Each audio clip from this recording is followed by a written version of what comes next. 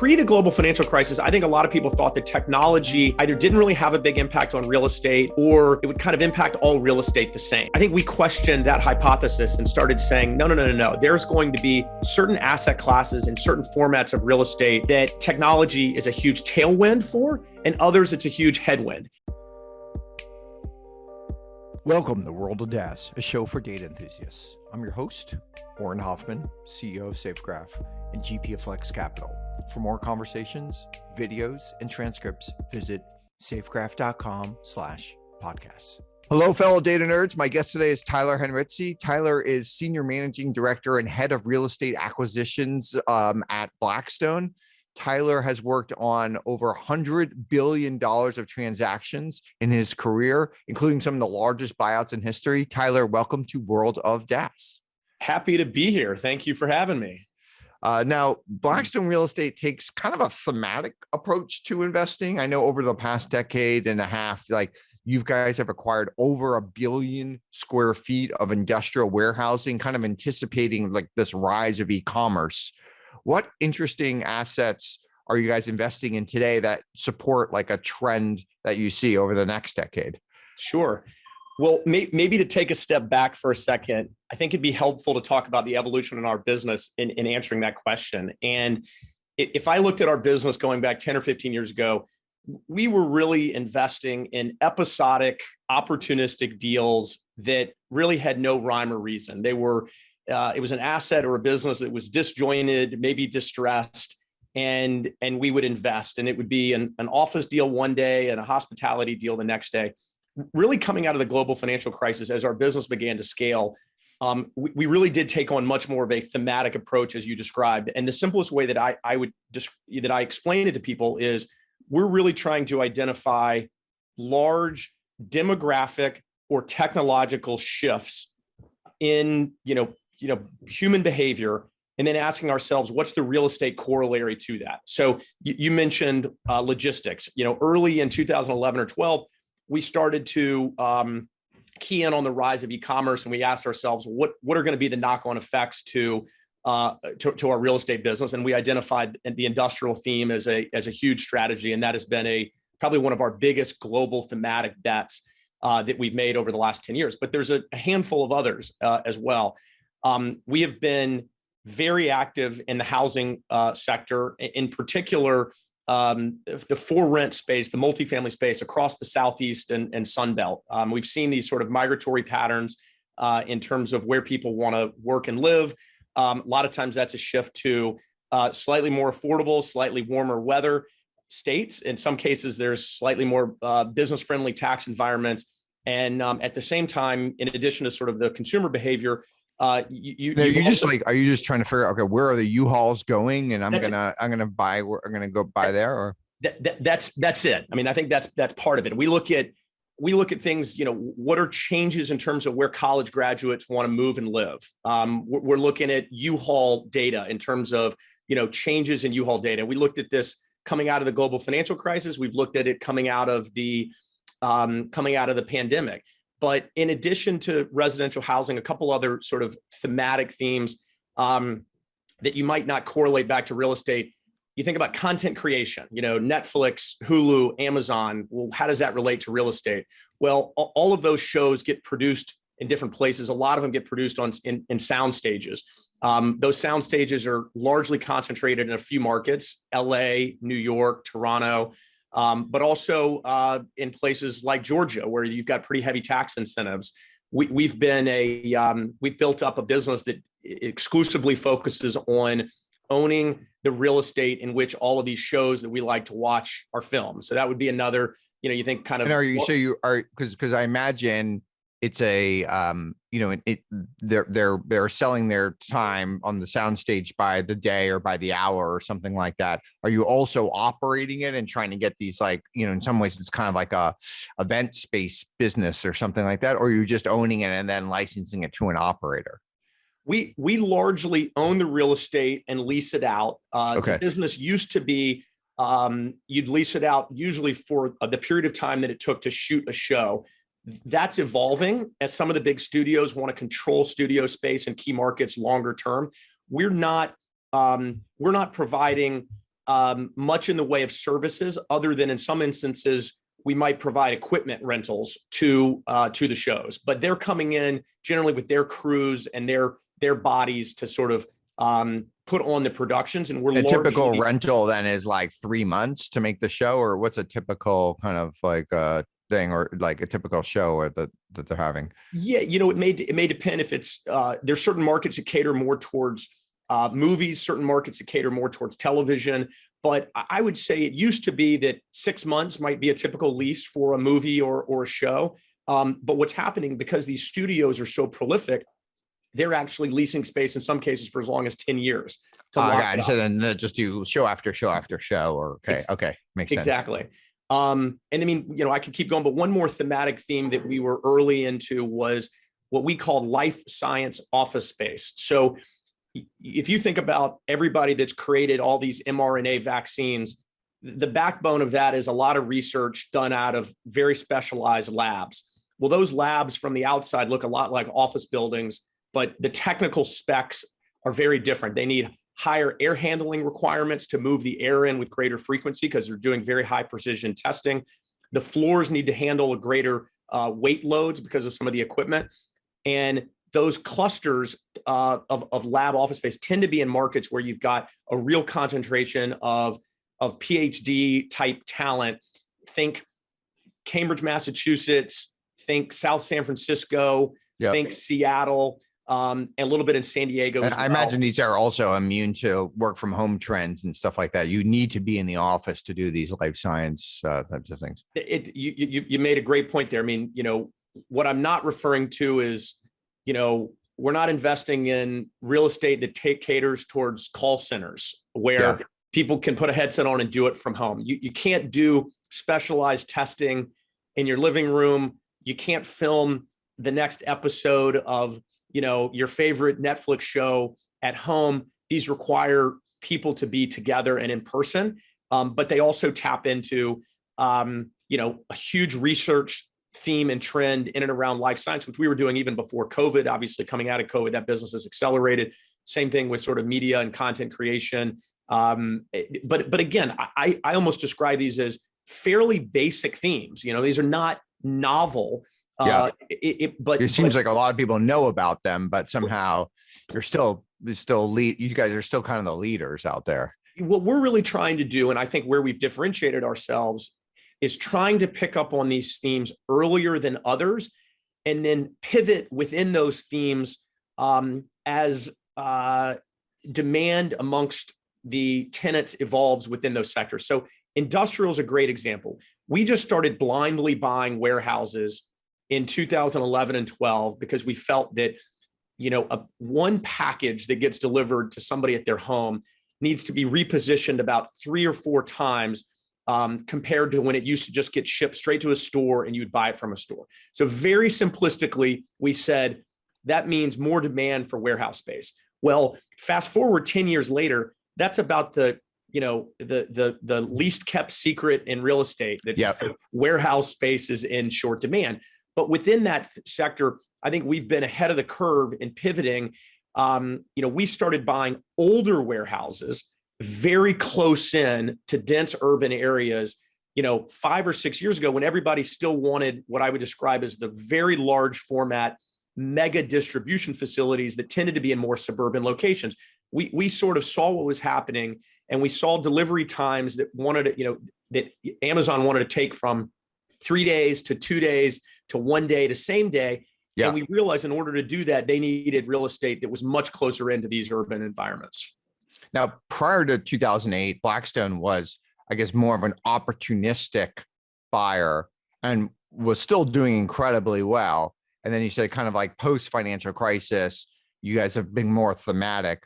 Like, why was there some sort, was it the financial crisis, which was like the catalyst, or was there some sort of catalyst that like really changed your thinking? Like, hey, we're not going to be able to make as much money being opportunistic anymore. We need to be more thematic. I think it was driven by 2 things. I think we really wanted to develop real sector expertise within the places in which we wanted to invest. And we also saw coming out of the global financial crisis that not all real estate reacted the same way to the global financial crisis. Pre the global financial crisis, a lot of real estate was very correlated to GDP. Industrial rents, office rents, hotel rates, very correlated to GDP. And therefore, a lot of people built their real estate portfolios and they said, okay, we want 20% office, 20% multifamily, 20% hospitality. And it was sort of a diversified portfolio. We saw early coming out of the global financial crisis that industrial rents, which had historically been correlated almost 1-to-1 with GDP growth. GDP was growing at 3%, industrial rents would grow at 3%. There started to be a huge pre the global financial crisis. I think a lot of people thought the technology either didn't really have a big impact on real estate, or it would kind of impact all real estate the same. And I think we questioned that hypothesis and started saying, no. There's going to be certain asset classes and certain formats of real estate that technology is a huge tailwind for, and others it's a huge headwind. And I can't think of a better analogy or real life example than a mall relative to a warehouse.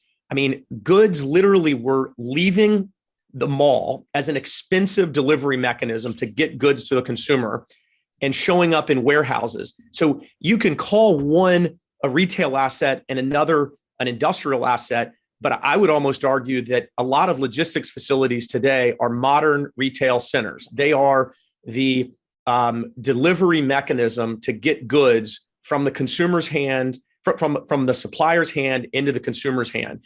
And we started looking at the world and each asset class through that lens and asking ourselves, will this asset class benefit from big technological or demographic shifts, or struggle? And we essentially said we're going to not just de-emphasize, we're going to almost completely ignore the sectors that have those secular headwinds, and overweight the sectors that have the opposite, and then go much deeper in a smaller number of strategies and themes, and build out real operational expertise within them. For the real estate things that have these headwinds that are coming, is there any way to make money through a short? Or is it just like, hey, you just want to rebalance your portfolio and get out of that stuff? Most of our business is a long only business where we're buying real estate and managing and operating it. And we, generally make all the operational decisions in and around that asset. The only way to really effectuate a short would be through the public markets, shorting securities, which got it. Okay. Is a lot of people do, is not a big part of our business today. But certainly, people do that and have been successful at doing that. What about when you think of there's certain regulatory risks that come in real estate? I know in San Francisco in 2020 implemented a transfer tax where you have to pay 5.5% of a sale once you sell. And if you had bought before 2020, you may have not factored in that 5.5% into your IRR. So how do you think about these evolving regulatory risks when you're dealing with real estate? It's a great question, and I think in general, we try to think about which sectors or strategies or jurisdictions have higher regulatory risk than others. Not surprisingly, in a lot of these municipalities that are looking for tax revenue, sometimes it's easier to impose taxes on commercial landlords than it is on residential landlords. Buildings don't vote. Individuals do. And certain states lean a little more progressive in terms of their regulation, whether it be around things like transfer taxes or mortgage recording taxes, or even regulations in and around housing. So I think we have to take that into account. Anything that's residential that involves where somebody lives, there's I think heightened sensitivities. And I think that we've got to be mindful in terms of how we operate, that, we bring sort of best in class operational standards to bear in those regards. When you're buying at a warehouse or you're buying a storage facility, there generally is not a lot of regulatory pressure there. Politicians don't seem to be waking up every day and saying, geez, we need to regulate where you store your your leftover gym equipment in your storage facility. So there are times when the lack of regulatory hurdles makes those asset classes easier to navigate and invest in. And conversely, there are sectors that prove more challenging. You think about things like senior housing. And it makes sense. You've got elderly people living in facilities. You think about the COVID, post-COVID environment. There's a lot of sensitivities there. There's more regulation. You've got to take into account that uncertainty in terms of how you think about the risk profile of investing in those type of sectors or geographies. They're very wide range in terms of regulation across geographies, both within the U.S. and outside. Now, there's certainly a debate that of how much we're going to move to a more remote first environment. But I think everyone will agree that 2023 will be far more remote than 2019. And maybe to how much more remote, I think we can have a debate about it. Safegraph is a remote first company. How does the investment strategy kind of play into that? Because you may be a little bit less weighted to office. You might be more weighted to fun restaurants in Nashville because maybe everyone's moving to Nashville. Or so how do you think about that? Yeah, listen, I certainly don't want to speculate on how quickly people will return to the office, especially for a lot of functions that are easily performed and done in a remote setting. So, you've heard me talk about a lot of strategies and themes that we think have great secular tailwinds behind them. What I'm not banging the table about is a big bet on what I would describe as commodity B office buildings that, if you walked the halls, you would see cube after cube of people largely doing isolated individual work that can be easily done at home. And I think there are certain functions, whether it be call center functions or accounting functions or finance functions that are very easily done at home. And beyond that, I think there's going to be a bit of a Swiss cheese element where people say, okay, there is an element of collaboration and connectivity that we might want to foster in an in-person setting. And the way we're going to configure our space is going to be different as a result.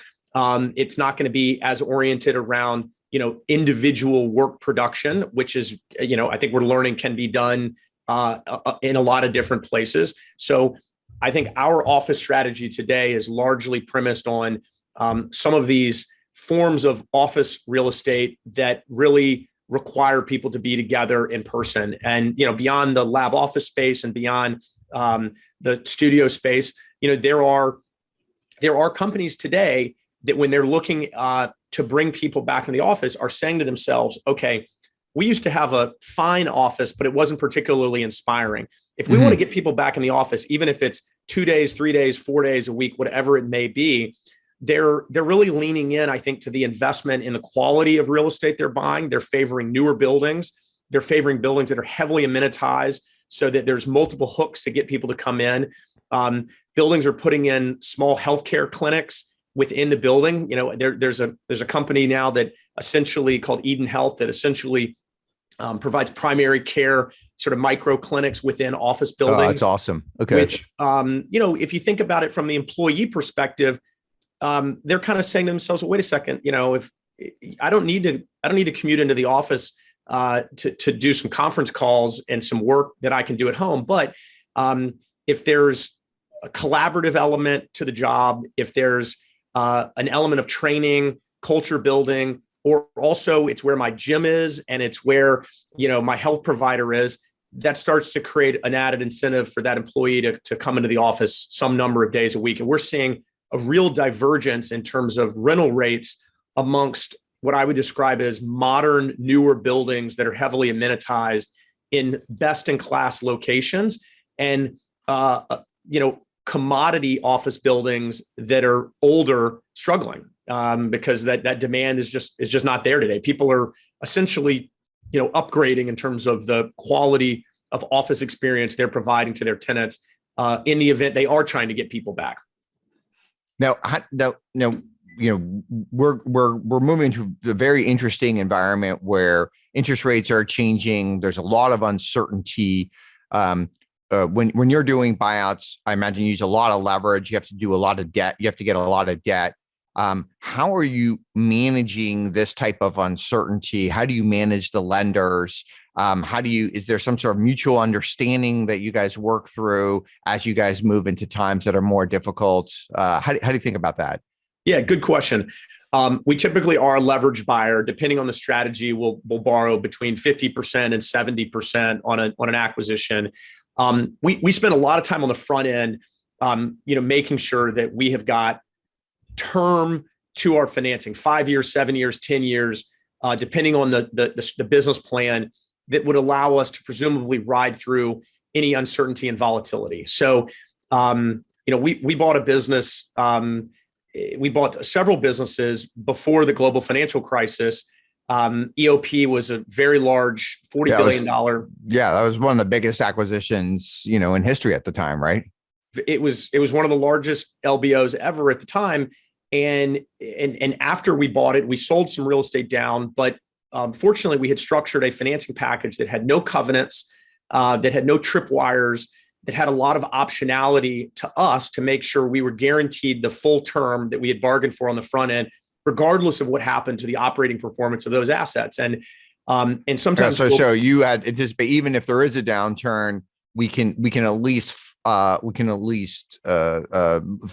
move through our investment strategy, our investment horizon, et cetera. That's right. I mean, listen, we're not borrowing, for 30 years, but typically what we are doing is we're setting up financing structures that are both non-recourse to us. So if there is a problem with one individual investment, the lender only has the ability to go after that one individual investment.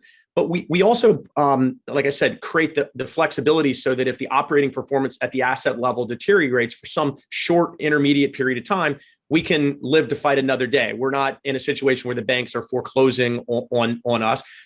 We also maintain very sizable reserves within our funds such that, we can fund interest shortfalls and make the necessary capital improvements for investments, even when times get tough. And I think we've learned that, you never want to be a forced seller in real estate.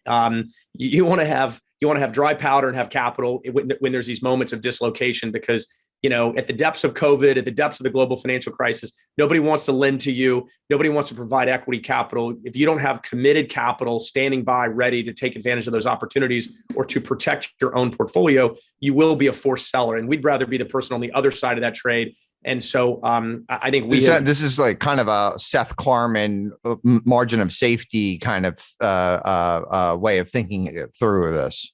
Yeah, absolutely. I mean, the other thing we've learned too is you oftentimes, if you own quality real estate, the other thing we've seen is that you ride through a downturn and you're holding on for dear life, and it looks pretty grim. And then all of a sudden the clouds clear and the sun comes out again. And, you think, let's think 2012, or 2011. Okay, the clouds have cleared, financing markets are stabilizing. There's a little bit of capital back in the system. There's a lot of people that they say, okay, I'm going to sell now. And what we've learned is if you own great real estate, this isn't true for marginal real, but if you own great real estate, resist that urge to sell, the moment the clouds clear. That's the beginning innings of a new cycle. And that's where you're starting to see the double-digit growth per year or something, right? That's where you're really starting to see the fundamentals kick back up again. I think we have done a nice job of being patient, and when we own great real estate, really maximizing the windows in which we sell, and certainly not selling in those moments of real distress, but also not selling, day one when the clouds, clear again, because that usually is the beginning of a asset value appreciation cycle. And you guys historically also have done a lot of stuff in kind of broadly the hotel space. You bought Hilton in 2007. You guys did Motel 6. You did the Cosmopolitan in Las Vegas. They're obviously very, very different types of assets. But what have you learned from these kind of like, let's say broadly hotel types of things? Well, first of all, I would say, everyone, when you talk about hospitality, brings their own experiences to bear. Yeah. You know, you say the Cosmopolitan and people have a reaction. They've stayed there. They've wanted to stay there. They've heard about it. When you say Motel 6, people have a very different reaction. The first thing I say to people is don't confuse the user experience with the ownership experience. You know, McDonald's might not be your first choice in terms of where you want to go get lunch, but it's a great business. Yep. And conversely, there are some very high-end hospitality assets that are amazing to stay at, but can sometimes be tricky businesses. I mean, I can guarantee you a very easy way to go bankrupt in the hotel business is to buy a Four Seasons asset, charge $150 a night. You'll have 5-star reviews on TripAdvisor, and you'll have the happiest customers on planet Earth, and you'll be broke in 6 months. So the first thing I've learned is don't conflate the user experience with the owner experience. I've also learned that there's a lot of people in New York that represent a very small, customer base that don't necessarily represent sort of the broad base of the meat of the demand in the hospitality world. But what we've really tried to do, I would say, is it's been a bit of a barbell approach. I think about it as we either want to own hotel assets that you and I would say by name. You know, we own the Grand Wailea in Hawaii. When people go there, they don't say, "Oh, I'm going to Oahu." They say, "I'm going to stay at in Maui, the Grand Wailea in Maui." Yep. You know, when people stay at the Cosmopolitan, they say they're staying at the Cosmopolitan. You're selling more than just a room. And as a result, you're able to charge a brand. It's a real brand. Yep. There's a real experience, et cetera. The flip side of that is if you're just in the bed business where you're selling a bed, you better be really honest in how you operate that asset and be really maniacal about providing a clean room and a very simple experience without too much labor and without too much frills to be competitive in that space. So we have tended to focus on what we call the select service end of the spectrum, which tends to be high margin, high free cash flow conversion, very streamlined operationally, or we focus on assets that, again, really are selling more than just a room. It's an experience. And that, the Cosmo would be a great example of that in Vegas. I think the in-between is where you get tricky, where it's, a full service asset that has got some labor. It's got a crummy restaurant. It's an older dated room experience. You're kind of you're betwixt and between a little bit. I think that's a dangerous place to be. I think it's also where Airbnb can eat your lunch because, you think a place like New York and someone's like, well, I don't need your crummy hotel restaurant. I just want to be in Gramercy, or I want to be in Midtown, and I can stay in an apartment and I don't need all the frills. So I think you got to be really honest with yourself as to what you are. And then the last thing I would say is and we were very successful with this in Hilton, is the management and franchise business it's just a great business. And it was really what made Hilton a great investment for us, was the growth in that asset light management and franchise business, where you're not owning the real estate, but you're licensing your brand or managing hotels on behalf of someone else. And increasingly, those businesses, Hilton is one of them, are really, I would describe as technology powered distribution brand engines. I mean, that's really what their businesses are today. They've largely sold off their real estate. Those are great businesses as well. Now, sometimes you're a buyer, but of course, you're a private equity firm. You have to be a seller too. And you famously sold the Waldorf Astoria to a Chinese investment firm for about $2 billion. And you've described this as one of the more challenging transactions of your career. Was it challenging because it was like a cross-border deal, or what made it so challenging? Yeah, it was challenging for a couple of reasons. It was a buyer that we did not have a long and deep relationship with. They were somewhat unknown. So there were some questions as to their credibility and their ability to perform. And their team almost exclusively spoke Mandarin, which was probably the biggest challenge for me.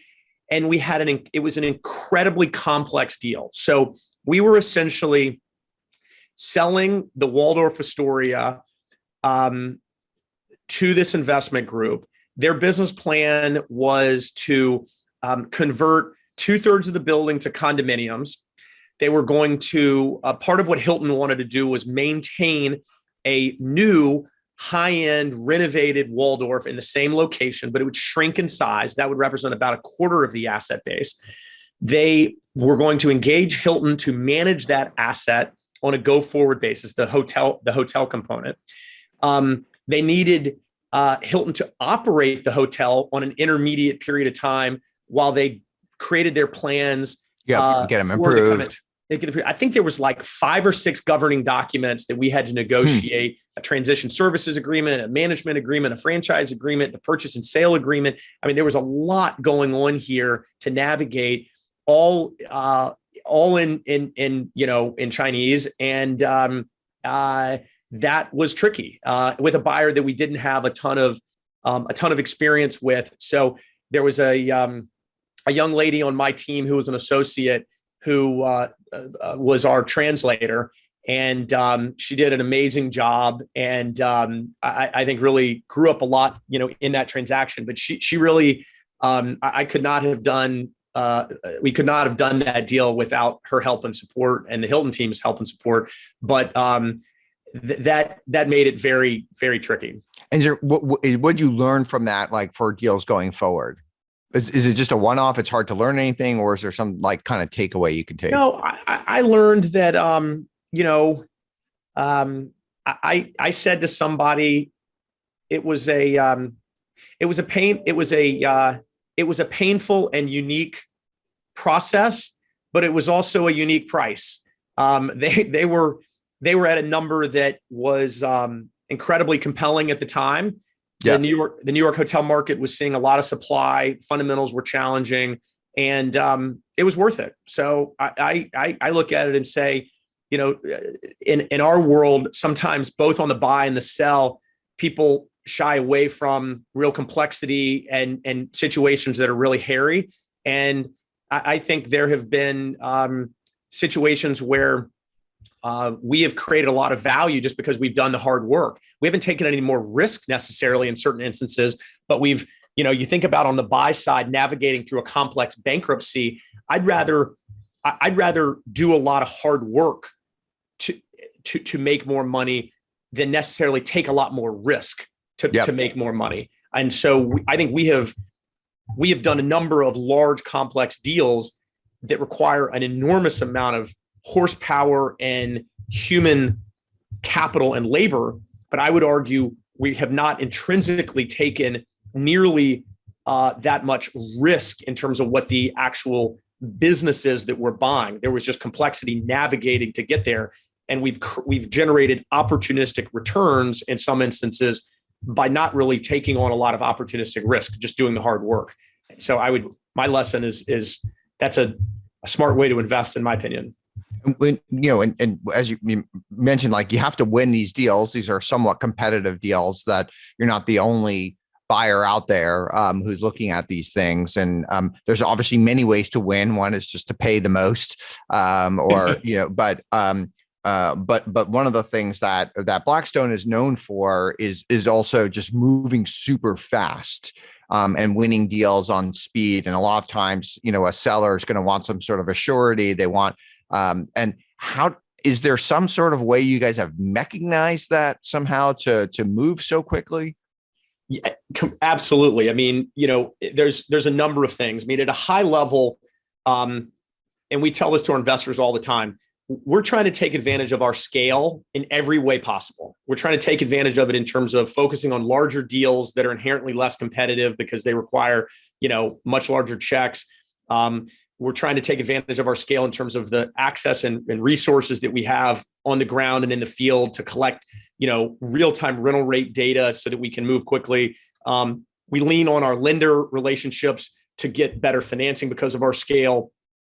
We utilize our scale to bring in the best resources operationally to lead a lot of these businesses or assets once we own them.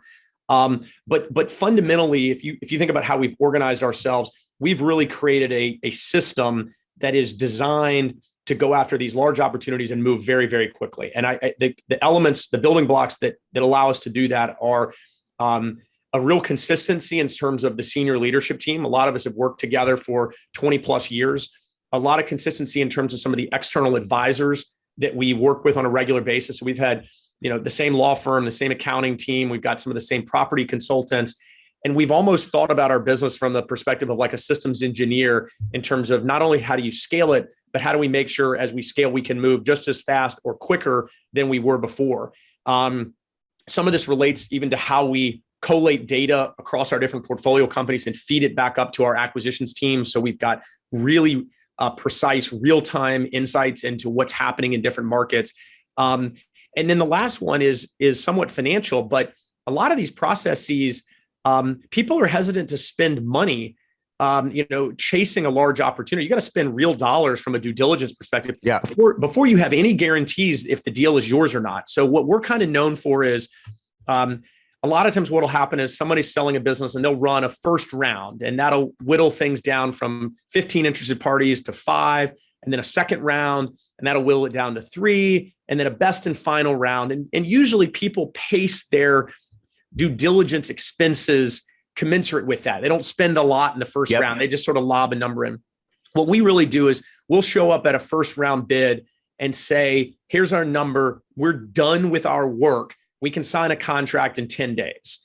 And we need these 3 pieces of confirmatory. So the number is hits a certain number in their head. They might just do it because why wait the other 6 months to go through all the other rounds or something? Correct. Yeah. And, maybe it's not 6 months, maybe it's 2 or 3 months, but the certainty of having a buyer like Blackstone. And the other thing I think we've done too, is we've taken a long-term approach in terms of how we manage some of these relationships. I mean, there are times in that 10-day period where something comes up and it's a little bit of a blip to your underwriting, and you might be justified in going back to the seller and saying, hey, listen, we need a price cut of 2% or 3%. We rarely do that because we sort of view ourselves reputationally as we want to be the preferred buyer, that when we tell somebody we're done, we mean it, and you can't abuse that. And so, we'll spend, in some cases, millions of dollars before others will spend much at all, bring the full weight of our machine to the table. And people are like, kind of blown away. They're like, you're done? And we're like, we're done. And by the way, here's a draft of a contract that we're ready to sign. And I think it's that type of wedge that we're able to drive between ourselves and our competition, that it's really hard for others to do that. I mean, there are instances where people see us show up in a competitive process and will ask the bankers or the advisors, is Blackstone really participating here? And are they really interested? And we've heard examples where people sort of say, all right, we're going to go focus elsewhere because they don't sort of want to compete against the full weight of the machine we're able to bring to the table. And we lose plenty of situations, and we've got some great competitors out there as well. So I don't want to make it sound like this is easy, but I think this is all the things we're trying to stack up to create just, what is still just a marginal edge versus our competitors.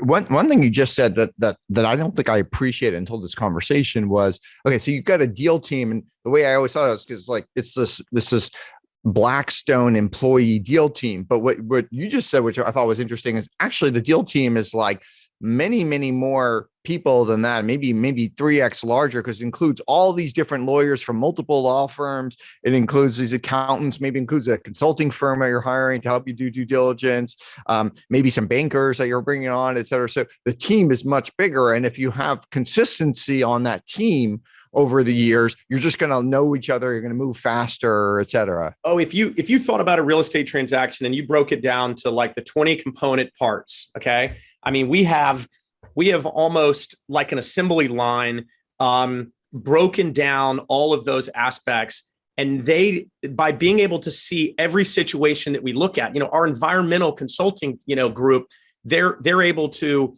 they've seen every complex, nuanced environmental situation. And we've got a library of prior examples. And they're able to say, well, here's how we solved this in this instance. We were able to get environmental indemnity insurance.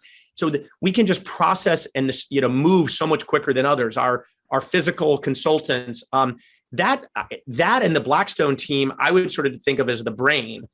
But we've also got the arms and the legs, and the arms and the legs, in a lot of cases, are our existing portfolio companies that we own. So our industrial team that is, might be in the field that is leasing industrial space every day. If we're looking at a new industrial opportunity, we're leveraging that team to say, okay, here's 100 assets spread across the US. We've got a team that covers the Southeast, a team that covers the Midwest, a team that covers California, team that covers Texas.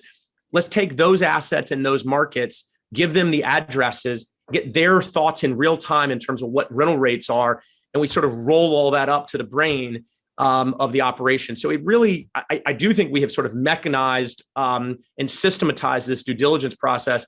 And there's an enormous amount of consistency over the years that's been kind of finely tuned. So I kind of think about it as, each year we've got to tighten that machine up a little bit more to stay ahead of our competitors because others, are watching what we do and how we do it. And we've got to keep tightening those screws. But there are certain functions that we might bring in house as a result because, like insurance, insurance on real estate. We've got a team that's all they do is price insurance. Okay.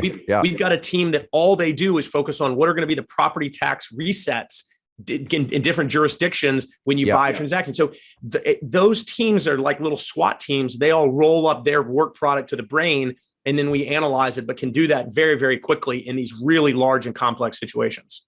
Okay, now this is a data podcast, right? We're talking about data. And real estate has typically really been a laggard in employing data science.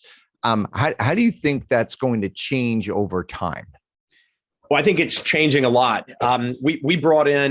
Blackstone brought in the head of data science from SAC, a handful of years ago. Yep. And real estate really glommed onto him and said, hey, we've got such an amazing portfolio of assets that kick off so much data. How do we capture more of it? How do we elevate it in real time up to this sort of central nervous system that is our investment team and make quicker decisions? Because I think what sometimes gets lost is people think that,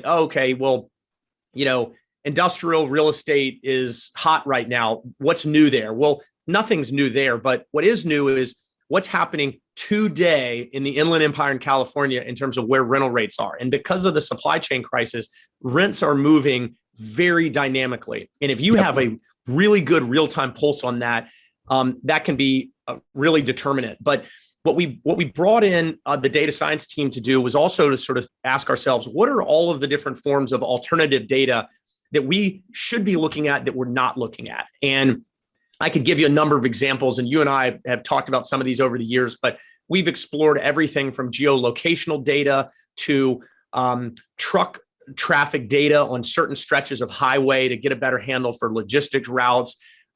We've scraped LinkedIn job posting data to understand in certain markets, job openings and unfilled positions. We've looked at office assets where there have been tenants that have a lease in place, but they're not occupying a lot of their space. And we'll do a backwards looking search on LinkedIn and see that, you had 200 people that used to be employed within that company that, changed jobs in the last year. Not a great indicator for the health of that tenant. There's a lot of things like that are external sources of data that are non-traditional that we're trying to utilize. And then also looking at our own portfolio and saying, well, it's easy to capture and pull up what are happening to rents and what are happening to hotel occupancy rates and average daily rates. But, should we put, are there sensors that we can put in certain places in our assets to get a better handle on, the utilization or the throughput in different logistics facilities to understand how that space is really being utilized by our tenants? What else can we capture that would answer questions that would give us an ability to be a more decisive investor? And the other thing we do is we share a ton of information across different sectors. I mean, what's happening in industrial is informative elsewhere. What's happening in terms of migratory patterns for multifamily are informative to where, where employers may want to be. I mean, Netflix isn't going to Atlanta, or Microsoft isn't going to Atlanta by accident. They're going to Atlanta because Georgia Tech graduates more diverse engineers than any engineering school in the country. And, they're going to follow, where that talent is. And so it's a big part of what we're trying to do. We're still getting better at it. The real estate industry, as you said, Oren, is definitely been slow to adopt here. and there's a lot of people that sort of are increasingly talking a big game that are not really doing that much when you peel back the onion. I think our secret weapon at the end of the day is really harnessing the data that comes off of our own portfolio. I mean, just to give you some statistics, to give you a sense of the scale of our business. I mean, today we own about 940 million square feet of industrial space on planet Earth. We own 227 million square feet of office. We own 324,000 apartment units. We own over 1,000 hotels. I mean, I could keep going. It's a huge portfolio, and you just think about the opportunity every day to capture information from your tenants, your customers, the employees that are coming in and out of buildings. I mean, that sort of thing. There's a real opportunity there to do a lot more. Blackstone has been one of the biggest residential home buyers over the past couple of decades, and been incredibly successful. Recently, there's been these kind of new types of buyers, these iBuyers that are out there. Obviously, you have Open Door. You have maybe ones that maybe weren't as successful, like Zillow, where they exited the iBuying market. How do you see that evolving over time? Yeah, I think you cannot be competitive in the real estate world if you are either solely guided by technology and data or completely ignoring technology and data. I think there needs to be an intersection. You still have to touch the dirt type of thing, or I think you've still got to touch the dirt. I think there's still nuances that, as good as some of these iBuying algorithms are, there are still things that they miss or they that can catch you off guard. I mean, I think that the machines don't always pick up in real time, so you can't just shut your eyes and blindly follow the machines. I think Zillow, got a little bit leaned in too much to the machines without the proper oversight. I'm a huge believer that technology can be an incredibly powerful tool to inform buying, and homes are very well suited to it because they tend to be they're more you're talking about smaller units, very large sample sets, and some of these algorithms are getting really good. I mean, in terms of very bespoke pieces of information, they're able to capture and pull and collate into their algorithms to price assets. I just think you need there needs to be some human oversight to that to make sure that something like a supply chain crisis gets captured in terms of, okay, well, how quickly can we renovate these homes? And those type of qualitative overlays that are exogenous to a historical data set. So we're big believers in the intersection of the two. I mean, there's increasingly a lot of entrepreneurship in and around, what people call prop tech. And I think the people that have been most successful are the people that have teams that bring to bear a traditional understanding of the nuances of how real estate operations and investing works with an A+ technology team. And there's a humility that both are important to understand. The sort of, you do need to understand in some cases the historical clunky way things were done, because that still informs how people buy, or it informs operations, or it informs sort of what can from the outside seem to be kind of arcane. But you've also have to embrace technology. And I think, we certainly have been leaning in that regard as well, to sort of say, okay, we cannot defend our market leading position if we are not also at the forefront of some of these technological or data innovations in our sector. Well, one of the interesting things about these iBuyers to me is that they're really could be called sellers, right? They're buying something and then they're trying to get it off the books within a couple months. And then they make money basically on the spread, right? They're really flippers. I mean, really what they are. Eye flippers. They're eye flippers. I mean, I think in a lot of cases, again, they're providing and this is sort of one of the pitches we make. They're like market makers for stocks or something, right? They're market makers. Yeah, I was going to say, I mean, they're providing speed and certainty to a seller. So you're a seller, you sit there and are like, man, like I got to hire a broker. I got to do this. I got to do that. I got to do a bunch of tours. If somebody said, hey, listen, I may have to fix a couple of things in my house. Right. Right. They may retrade me, but here's a bid. You might sort of say, all right, it's 5% light of where I think I might be able to get, but this is pretty darn easy. I think the iBuyer business plan is, in an upward sloping market, you buy 5% cheap to where the market is at that moment. You hold it for 3 months. In the last 2 years, home prices have been going up every day. You sell and you make and maybe there's some things you have to fix to really improve it, or the fixtures, or et cetera. That's right. But if you mechanize that as well, you create the ability to do that in scale. You can sort of do that. But if you, I think what happened in Zillow's case was they weren't able to do a lot of the renovations as quickly as they wanted to because of some of the supply chain concerns. Therefore, they were holding some of these assets on their books for longer. They weren't able to move them as quickly. I still think they've done fine on the trade because you sort of had an upward sloping, market. But I think it highlighted they probably were taking more risk than their investors thought in terms of sort of speculating on the direction of the housing market. Okay, interesting. All right, a couple of personal questions. I know Blackstone's been super successful. Obviously, you guys have raised tons of money, have all these LPs. You're also an LP in certain funds. I know you're in. Thanks for being in Flex Capital. Like, how do you evaluate funds for you personally to be an LP in? Yeah, I look for strategies and themes that are totally distinct from my day job and what I do. I've got real estate exposure coming out of my ears. So I look for things that are first of all, non-correlated to real estate. I put a huge premium on entrepreneurs and founders that I trust. I think it's, when you're an LP, almost by definition, you have no control. There's an enormous amount of confidence you're putting in somebody else. So first and foremost, people that I trust explicitly, that if things might not work out, there might be a lot of unforeseen situations to a business plan or a strategy, but they're not going to steal money from me. Yeah.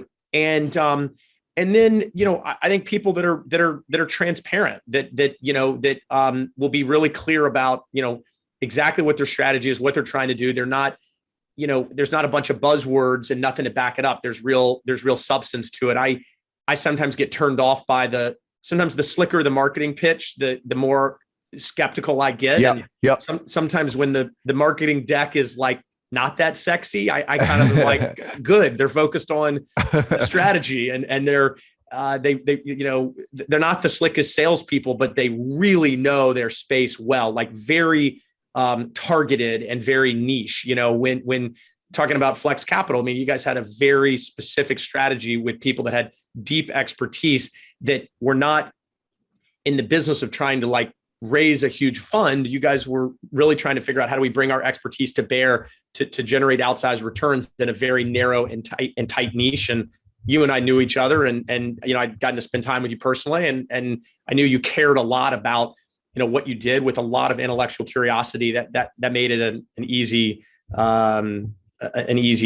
choice. And again, the data space, I love that I'm on a data podcast as a real estate guy. I feel incredibly underqualified to speak to your audience here. I'm sure they're listening to me like, this guy, why am I listening to him on a data podcast? But again, your business very uncorrelated with what I do, which made it attractive as well. Your marketing thing's interesting. It reminds me of the anecdote. Nassam Taleb, when he chooses doctors, he always chooses the least good looking doctor because he figures they're going to probably be the best. One of the nice perks about your business is when you're doing due diligence, you probably get to stay at some really cool, interesting places. Like, what is like one place that really stood out over the years that you went to? A number of years ago, the Amman chain of hotels, the brand was for sale, and we went and looked at a couple of those properties. And I wish we had leaned in and done the deal, because what a unique luxury brand that is today. But a couple of those assets were pretty spectacular. Those were pretty fun due diligence. Is there a particular one? Because I know they've got all over the world. Where there a particular one you're like, this is just so special. I didn't get to go see the one in Utah, but the Amman and Turks and Caicos was pretty spectacular, and would certainly go back. But that, from a due diligence and a work trip perspective, was pretty special, and a little more exciting than going and looking at sheds, in the suburbs somewhere. Now, you come from a pretty big family. I think you've got 3 sisters and 2 brothers, if I remember that right. And your whole family is like super high performing. You've got like siblings who are state champions in different sports and stuff. Like what was in the water in the household when you guys were growing up that was there something your parents did and are you trying to like mimic that now in your life? Hey, listen, it's a great question. I certainly think one of the best, assets that was ever given to me was, 2 amazing, supportive, parents and a bunch of siblings that I'm really close with. But I sometimes jokingly say to people that growing up in a big family is a little bit like growing up in the wild versus growing up in the zoo.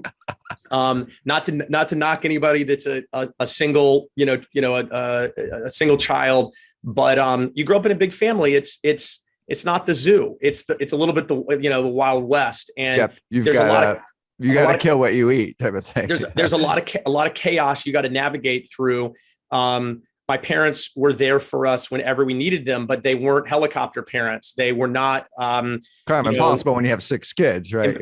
Impossible. I mean, it was the ultimate zone defense, and I think that created a lot of grit in all of us. It created an element of toughness. I think we all have very thick skin. We don't take a lot too personally. And I do find it ironic that in today's world where, people are so darn sensitive about everything. We obsess over the smallest little mini, micro issues. I'm not sure that environment is best to train people for the real world. I mean, the real world is messy. You've got to be able to navigate dealing with people that are different than you, that have different objectives than you, that, aren't always going to be aligned with you. And I think growing up with 5 other siblings where you were forced to deal with all of that in a bit of a chaotic, but very loving environment, was for me, great training. And I also was a lot less accomplished than my siblings growing up. It's certainly athletically speaking. So I think I had a chip on my shoulder there and wanted to do something at a high level. And it certainly wasn't going to be anything athletic. Now, is there anything you take, to your own family now? Yeah. I've got 3 little girls, so, very young, but no, I think we're going to stop there. So I doubt we're going to have quite the Wild West that was the Henritze family growing up. But, I think you got to let kids, learn lessons on their own. You got to give them space to make mistakes. I think you can't helicopter parent. And, my goal is to love my kids, but to teach them how to think, not what to think, and let them be their own people. And really, I would say, blow air into their sails, whichever direction they're excited about going on their own. I mean, I never felt like my parents pushed me to do anything in particular other than to try my best and to be authentic and try to maintain a good reputation. But I also, I never felt like my parents preached anything to me. They themselves lived their life a certain way that for me was a great example. I think one of the big disconnects today among some parents, and I think it's a real challenge now thinking about being a dad myself, is that I think kids see through empty words really quickly. And I think a lot of parents think you can, preach one thing, but kind of live a different life. And I think that comes across as really inauthentic to kids. And I appreciate the fact that my parents, were never particularly preachy. They just lived their life a certain way. And I think we could sort of see from that it was authentic. And I certainly hope to live up to that standard with my kids, but it's a lot harder because, it's very easy just to say things to your kids about what they should do and how they should live. I think the challenge to being a good parent is actually, living and setting an example for them. That's a lot harder. Okay, well, this is great. Okay, last question we ask all of our guests: what conventional wisdom or advice do you think is generally bad advice? Yeah, it's a good. So I think this is an answer to your question, but I remember, my ultimate boss, John Gray, told me early on in my career. He said deference is overrated, and I'm a big believer in that. I think that.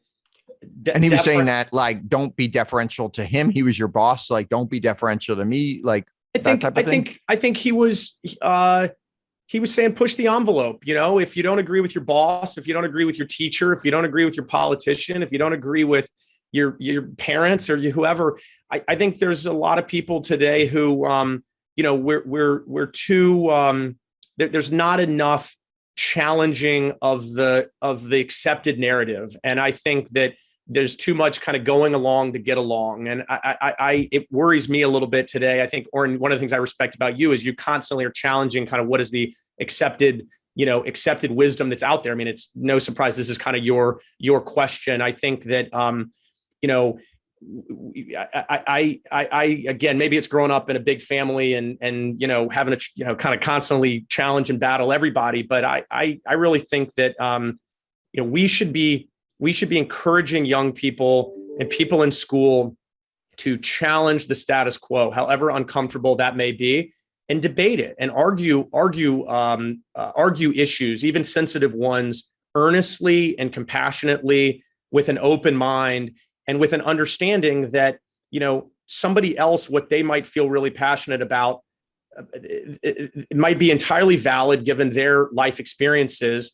And your perspective you might feel just as valid about, and it might make just as much sense to you given very different life experiences. But I think just in general, deference is overrated, and being too sensitive is overrated. Okay, all right, that's good. This is really good. Well, this has been awesome. Thank you, Tyler, so much for joining us on World of DaaS. Absolutely, thank you for having me. I appreciate being the most underqualified guest speaker you've had on a data podcast, but happy to do it, and appreciate you guys inviting me.